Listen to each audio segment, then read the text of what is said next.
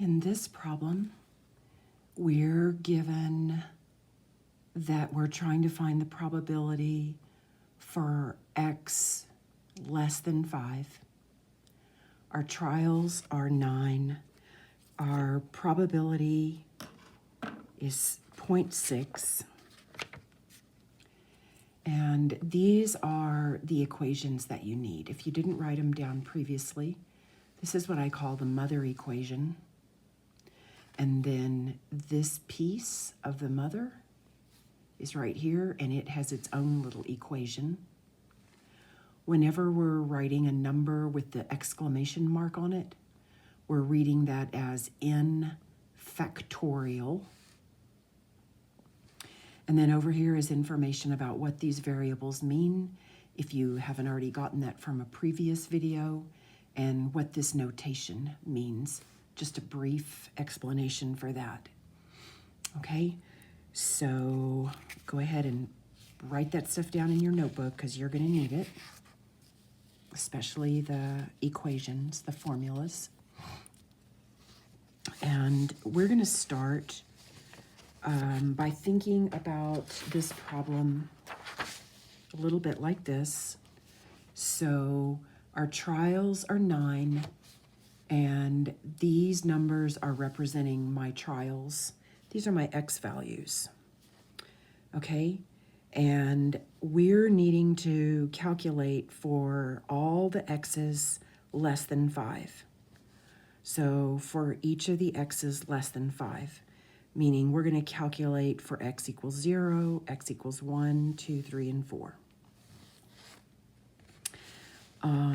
So we're going to start with x equals 0, and you're going to use the n choose x formula.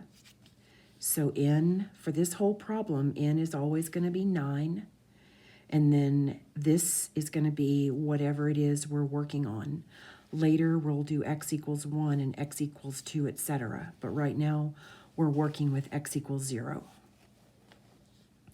And then according to our formula, how we're going to work this is we're going to have n factorial, so 9 factorial in the numerator. And in the denominator, we're going to have 0 factorial times 9 minus 0 factorial, or n minus x. Now, how we deal with these factorials, this notation means 9 times 8 times 7 times 6 times 5 times 4 times 3 times 2 times 1 over 0 factorial is always 1.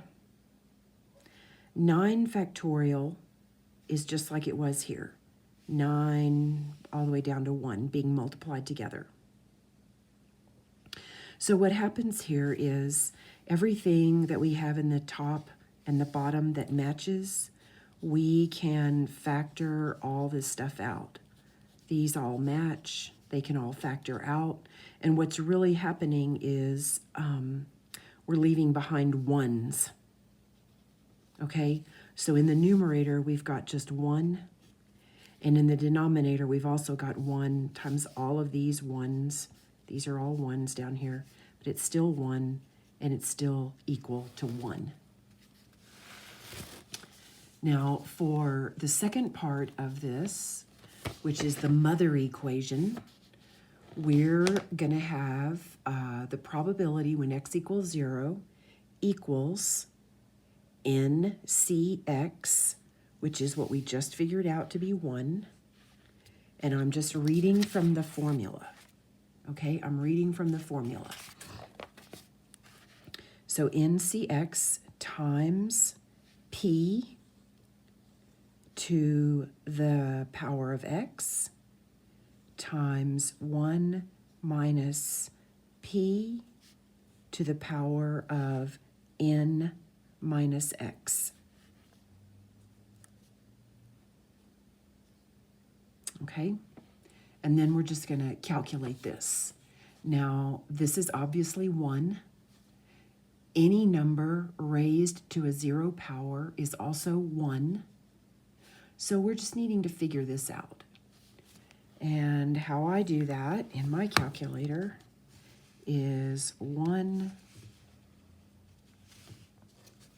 minus 0.6 equals, and then I'm going to hit the y to the power of x, and I'm going to tell it what my exponent is, which is 9, equals. And I'm going to write all the digits down. 0.000262144. And this right here, we're going to save until we finally finish working with all of these x values. Okay, now we're going to do for some reason I just skipped 1. I'll go back and do 1. But we're going to do x equals 2. Okay, so again, n is always going to be 9 in this problem, and this time x is 2. So 9 factorial over 2 factorial times 9 minus 2, which is 7 factorial. Okay, and again, 9 factorial is written out like this. 2 factorial means 2 times 1 times 7 factorial, which is all of this. And you can see that we can factor out 7, 6, 5, 4, 3, 2, 1. Okay, and that's going to leave us with just 9 times 8 over 2 times 1. And that is going to be 36. Okay, now we're going to solve the main equation, or the mother equation, for x equals 2. So the NCX, we just got through calculating, that's the 36, times P, our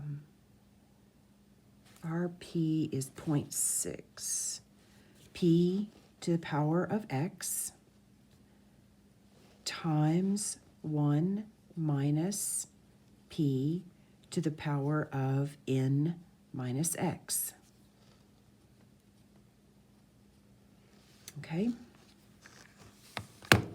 so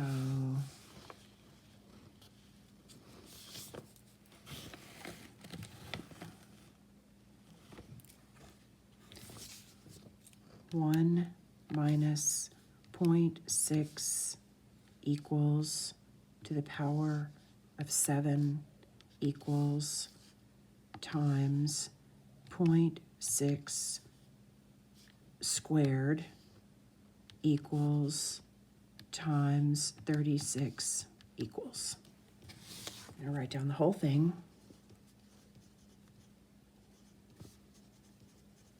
8944, okay? And this we're going to save for later. Okay, now you can definitely see a pattern developing with this crossing out of all this stuff. So now let's look at doing for x equals 1. Okay, so n is always 9, and this time x is 1. 9 factorial, and then 1 factorial times x minus n, that's 8 factorial. Now I'm not gonna write out all of that 9 times all of that. Instead, I'm gonna know that from 8 all the way down to 1, that's gonna factor out, and all that's gonna leave me with in the top is just 9. And now in the denominator, this is already factored out from what we did up here, and we just have 1 factorial. So we just have 9 over 1. That just gives us 9. Okay, now the mother equation for x equals 1. We've got this piece that we just calculated to be 9 times p to the power of x, which is 1, times 1 minus p to the power of n minus x. If you notice, this power is always matching this. And then just put that in the calculator. And then you'll do that same thing for 3. X equals 3. Okay, so n is still 9, and this time x is 3. So 9 factorial in the numerator, 3 factorial times n minus x, so 6 factorial. All the 6s, 6, 5, 4, 3, 2, 1, are going to factor out with the 9s that have 6, 5, 4, 3, 2, 1. And that's going to leave us in the top with just 9 times 8 times 7. And down here, 3 times 2 times 1. To multiply those together, and that makes 84. Then we're going to plug that into the mother equation, calculate it out, and get a number.